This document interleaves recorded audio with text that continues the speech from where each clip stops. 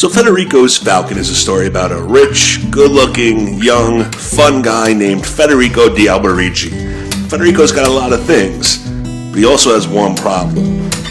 He's madly in love with a woman named Mona Giovanna. The problem is, Mona's not in love with him.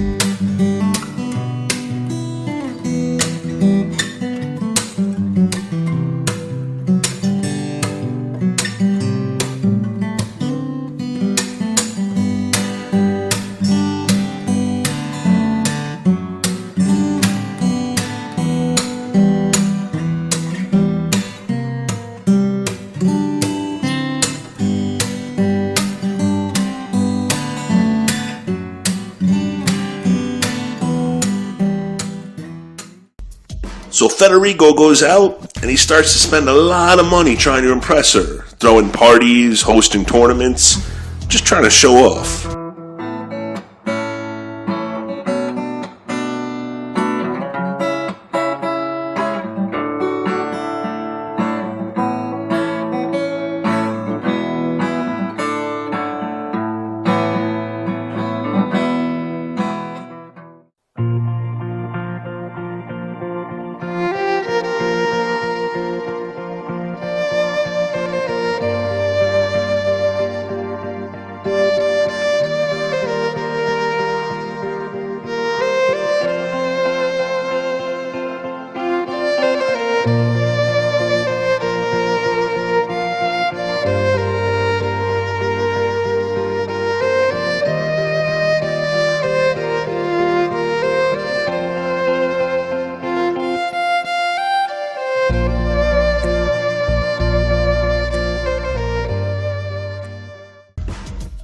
And in the end, he spends all of his money, and he has absolutely nothing left.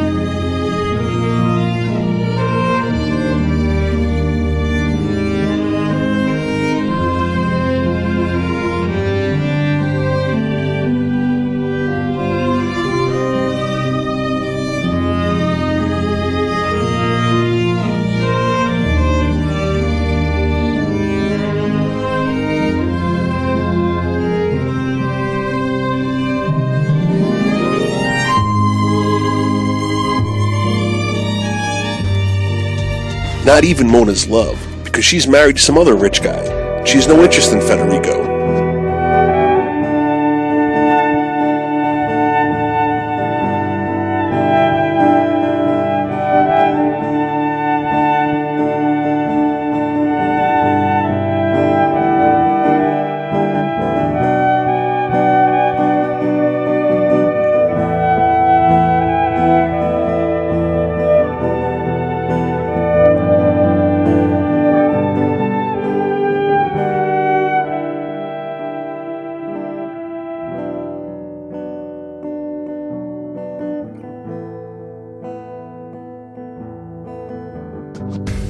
One of the emerging big ideas in this story revolves around love, and the love in this story leaves us open to several possible themes. Is the major theme here that love is a powerful emotion, or that love is sometimes one-sided, or that great love can lead us to make great sacrifices, or maybe it's just that love can make a man act?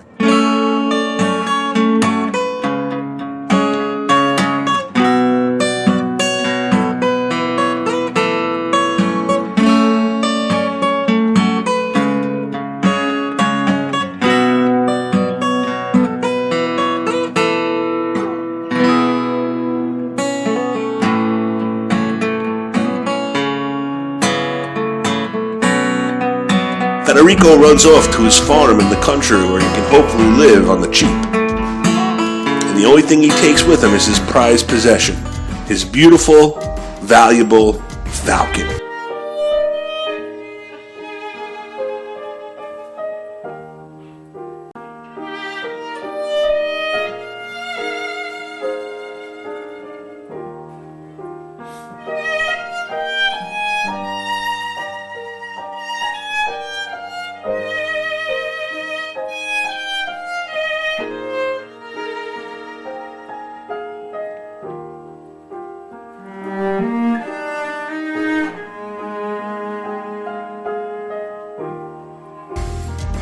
Things don't work out so well for Mona either, because her old rich husband, he dies.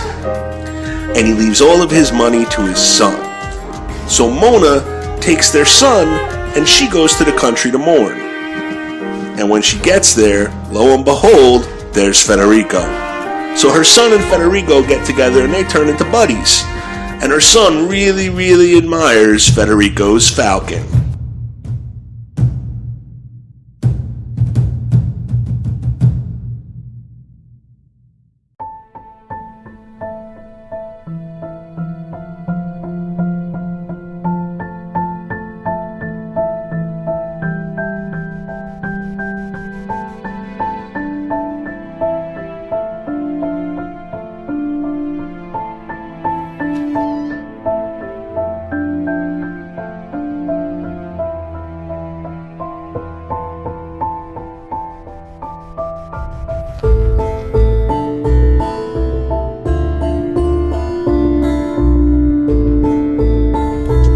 Mona's son gets sick.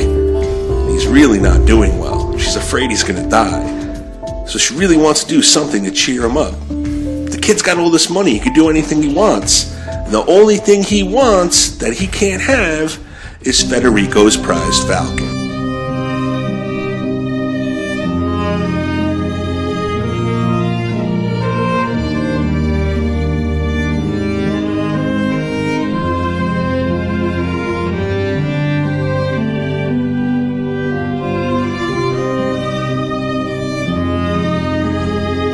At first, Mona wants nothing to do with this, but then she realizes this might be the one thing that cheers up her son and helps him get better.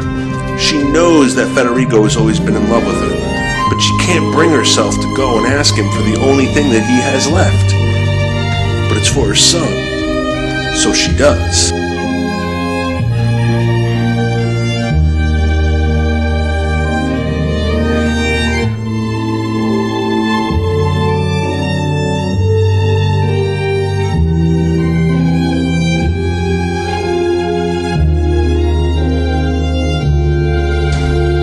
Federigo is thrilled to have Mona come visit him. He's so excited that he decides he has to cook her a big fancy meal to honor her presence.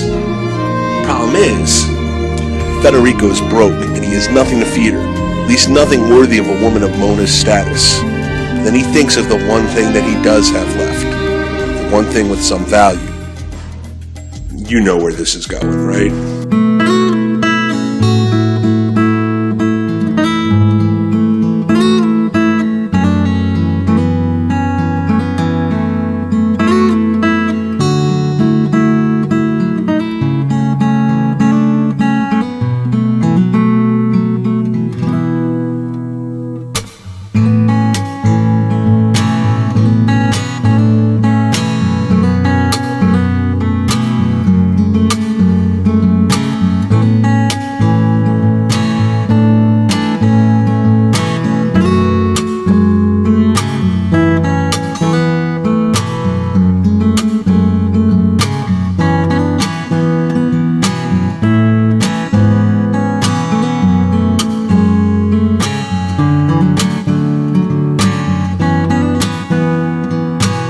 Federigo kills his falcon, cooks it, and serves it to Mona.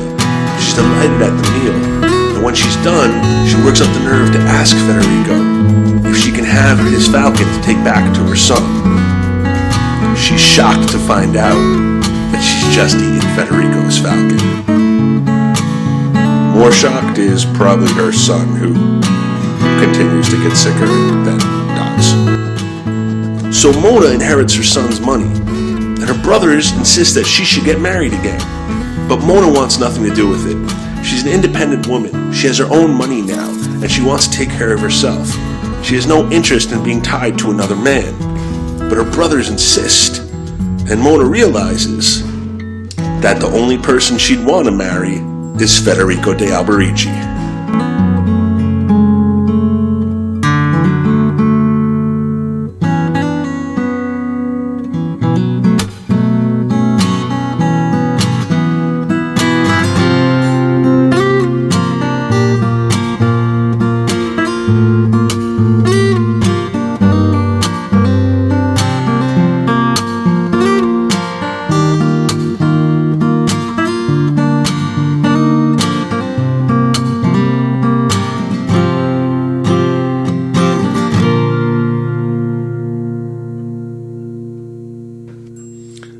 Mona's brothers do not want her to marry Federigo. After all, he's poor now. But her determination convinces them. She tells them, "I would rather have a man who needs money than money that needs a man."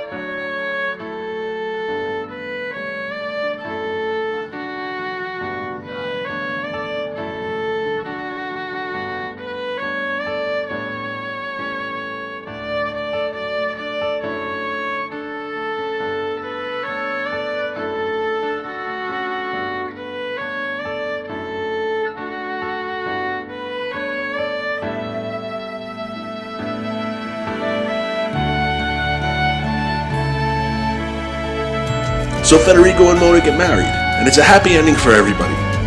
Well, everybody except Mona's first husband, because he's dead.